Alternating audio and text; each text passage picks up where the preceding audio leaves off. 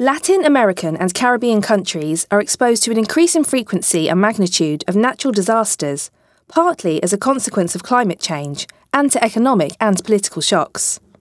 Can the region's advanced social protection systems play a role before, during and after a crisis occurs?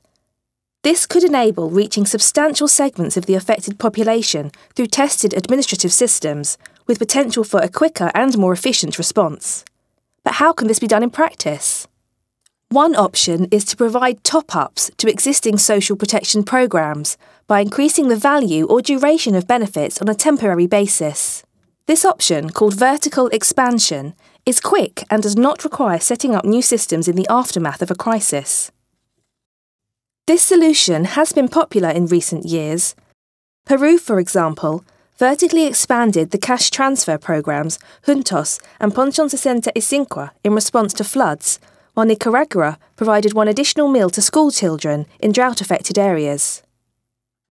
However, the key challenge with vertical expansion, especially when schemes are poverty-targeted, is that households affected by shocks are not necessarily those already benefiting from a social protection programme.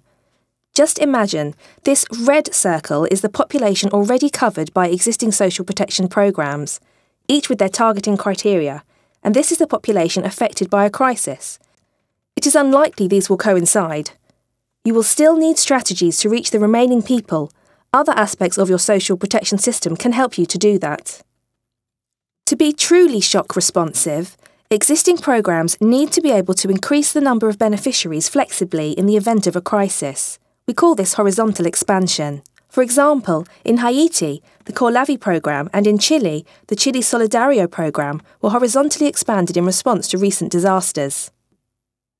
Countries that have invested in a national database of existing and potential beneficiaries of social protection, a social registry, the green circle, could consider expanding support to all or some registered households in affected areas in the first phase of the response, before a register of affected households is developed. It would also be possible to rely on other administrative databases, such as Social Security or National ID databases. In any case, programme expansions or new emergency programmes by government and other humanitarian actors should be prepared to swiftly piggyback on the existing systems of regular programmes. Their databases and targeting approach, their coordination mechanisms, and most importantly, their delivery system.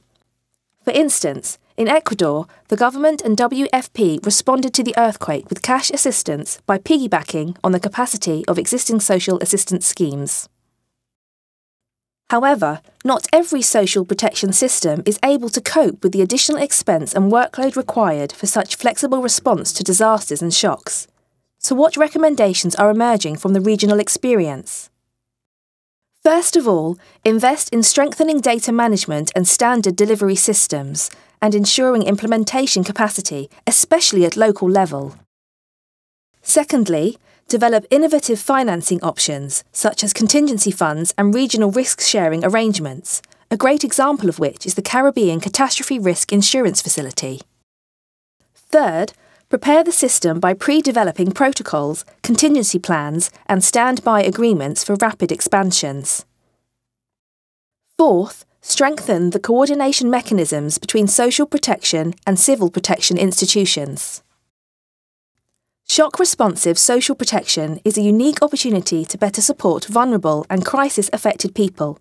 There is much to learn and many great experiences in the region. Let's start from there. These findings are just a snapshot from research which is being performed in 6 Latin American countries and from an overarching literature review of experiences in the region.